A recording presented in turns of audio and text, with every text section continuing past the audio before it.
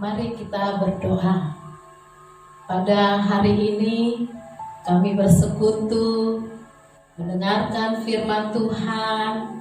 Kiranya Roh Kudus menyertai kami agar kami memahami, mendalami tentang cara hidup menjadi anak Tuhan. Bahkan kami benar-benar berdampak kepada sesama kami. Berbicaralah ya Tuhan Yesus, kami siap untuk mendengarkan, bahkan melakukannya. Amin. Jemaat Tuhan yang terkasih di dalam nama Tuhan Yesus Kristus, firman Tuhan yang kita renungkan pada minggu ini diambil dari Kisah Para Rasul pasal 4 ayat 32 sampai ayatnya yang ke-35. Namun saya menambahkannya sesuai dengan satu teks ini, satu nats ini, yaitu sampai ayatnya yang ke-37. Tema dari Lembaga Alkitab Indonesia adalah cara hidup jemaat. Namun saya memberikan tema komunitas orang percaya yang berkualitas. Jemaat Tuhan yang terkasih dalam nama Tuhan Yesus Kristus, manusia adalah makhluk sosial. Kita pasti merindukan untuk berjumpa dengan siapapun, baik itu keluarga kita maupun juga dengan sahabat teman-teman kita. Namun sering sekali menjadi kendala, mungkin karena waktu atau kegiatan yang berbeda. Terlebih-lebih dalam situasi COVID ini kita membatasi diri. Jemaat Tuhan, pada konteks Kisah Para Rasul pasal 4 ayat 32 sampai 37 menunjukkan tentang jemaat Tuhan, umat Tuhan. Mereka orang-orang yang percaya berkumpul. Mereka bukan hanya berkumpul, tetapi ada makna yang terdalam, yaitu sehati dan sejiwa. Dan mereka bukan hanya sehati sejiwa, tetapi ada praktek nyata yang mereka lakukan, yaitu kepunyaan mereka adalah kepunyaan bersama. Dan rasul-rasul memberi kesaksian tentang kebangkitan Yesus di dalam kasih karunia Tuhan.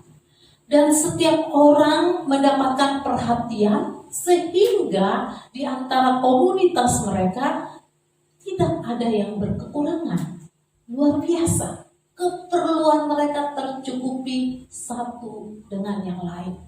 Yang kuat memberi kepada yang lemah, yang lemah diangkat menjadi mereka mendapatkan perhatian, dan mereka juga mendapatkan hal yang tercukupkan.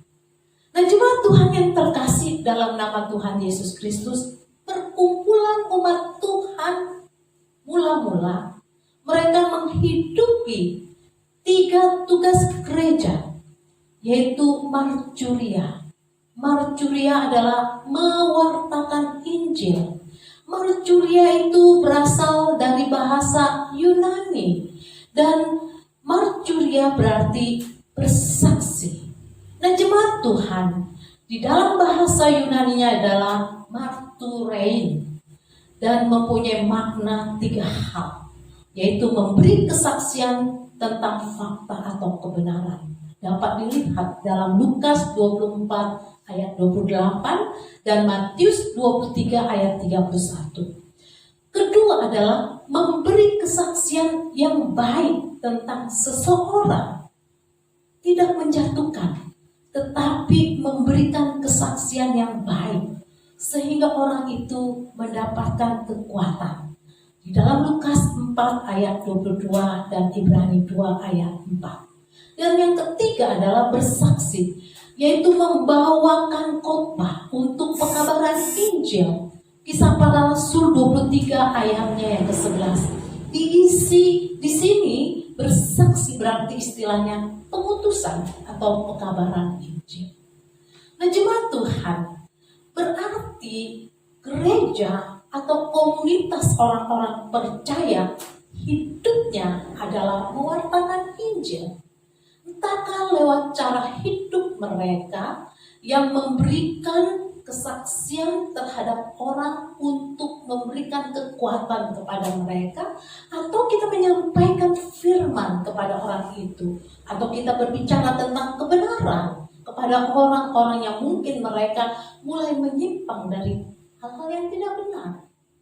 Nah, jemaat Tuhan yang terkasih, apakah engkau hidup di tengah-tengah lingkunganmu, komunitasmu, teman pertemananmu, sahabat persahabatanmu, keluarga, dan bersama dengan keluargamu, engkau hadir untuk menyatakan kesaksian lewat kebenaran hidupmu, lewat kata-kata kebenaran, lewat kata-kata kekuatan firman Tuhan.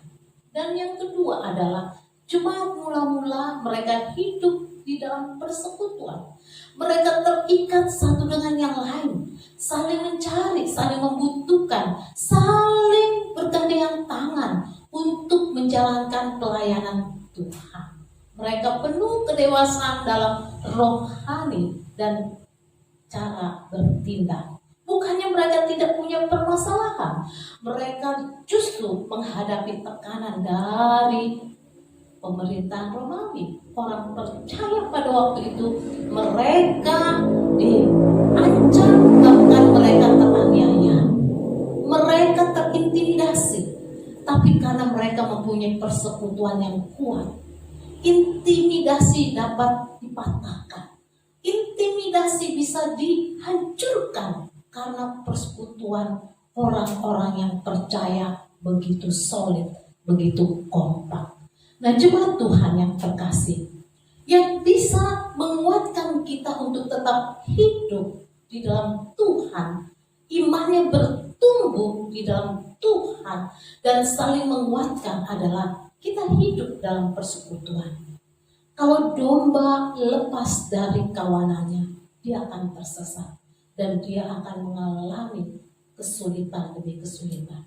Namun melalui koinonia jemaat mula-mula, ketika intimidasi mereka alami dari pemerintahan Romawi, mereka tetap kompak, solid, sehingga mereka menjadi kekuatan yang luar biasa. Mereka memiliki kekuatan yang luar biasa.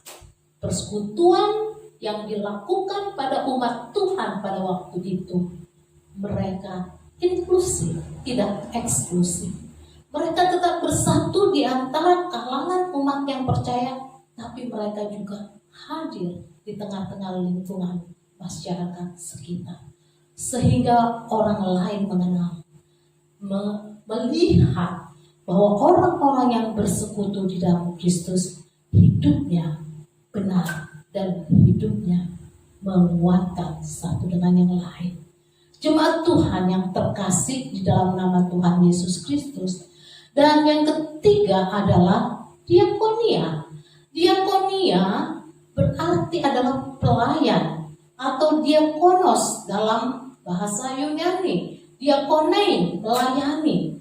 Di dalam hal ini jemaat Tuhan yang terkasih dalam nama Tuhan Yesus Kristus, Yesus mengajarkan kepada umatnya untuk berdiakonia. Coba Yesus menyebut dalam Matius 25 ayat 42 sampai 44. Pelbagai perbuatan seperti memberi makan, minum, memberi penginapan, memberi pakaian, mengunjungi orang sakit dan orang yang berada di penjara. Itu namanya diakonei, diakonia. Jemaat Tuhan yang terkasih, tujuannya adalah orang Kristen hadir, umat Allah hadir untuk memberikan perhatian, pertolongan, kasih kepada orang-orang yang dalam berkekurangan ataupun dalam keadaan lemah dan sakit. Itulah kehadiran dari umat Tuhan di tengah-tengah situasi yang begitu berat. Dan pada waktu tekanan yang begitu hebat pada jemaat mula-mula, mereka melakukan diakonia satu dengan yang lain. Apa yang mereka punya? mereka berikan kepada yang tidak punya. Apa yang mereka miliki, mereka berikan milik mereka kepada orang yang tidak mampu, agar mereka pun mendapatkan kasih, perhatian yang dari Tuhan. Dan di dalam ayat 36 sampai 37 disebutkan nama Yusuf yang oleh rasul-rasul disebut Barnabas. Artinya ada penghiburan seorang Lewi dari Siprus. Ia menjual ladang miliknya lalu membawa uangnya itu untuk meletakkannya di depan kaki rasul-rasul. Nah, jemaat Tuhan, bahwa jemaat mula-mula bertumbuh, berdampak karena mereka menghidupi panggilan Tuhan. Nah, pada situasi sekarang ini, baru saja peristiwa NTT dilanda musibah, di mana anak-anak Tuhan, komunitas orang percaya, apakah kita berkata, itu bukan saudara saya, mereka orang yang jauh dari kita, beda pulau, beda suku dan bahasa. Bagaimana peran Trinitas, Tritugas gereja? Walaupun kita masih muda, bisa kita melakukan dengan cara yang beragam-ragam. Mari kita membantu mereka, entahkah lewat doa, entahkah lewat apa yang kau punya, sehingga menolong mereka walaupun kecil, tapi sudah memberikan kelegaan bagi mereka. Apa yang bisa kita lakukan di tengah-tengah komunitas kita?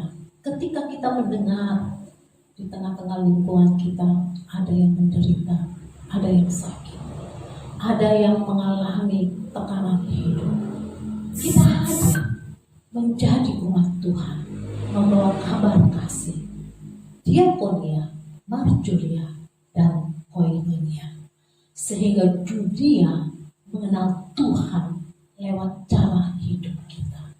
Kiranya Tuhan memberkati. Amin. Mari kita berdoa. Tuhan Yesus, kami bersyukur dan berterima kasih. Firman-Mu menguatkan kami. Bagaimana umat Tuhan mula-mula hidup dan berkualitas, berdampak kepada orang-orang yang tidak percaya, bahkan kepada pemerintah yang pada waktu itu mereka mengalami tekanan. Mereka tetap menjalankan amanat Tuhan. Dan kami percaya Tuhan juga menghadirkan kami untuk menyatakan terang Tuhan lewat karya hidup kami. Komunitas kami, anak-anak muda, tetapi kami percaya Tuhan pakai kami untuk menjadi generasi yang berkualitas, sehingga orang mengenal lewat cara hidup kami, lewat pelayanan kami, lewat kehidupan kami, dan tindakan nyata kami. Di dalam nama Tuhan Yesus kami berdoa. Amin.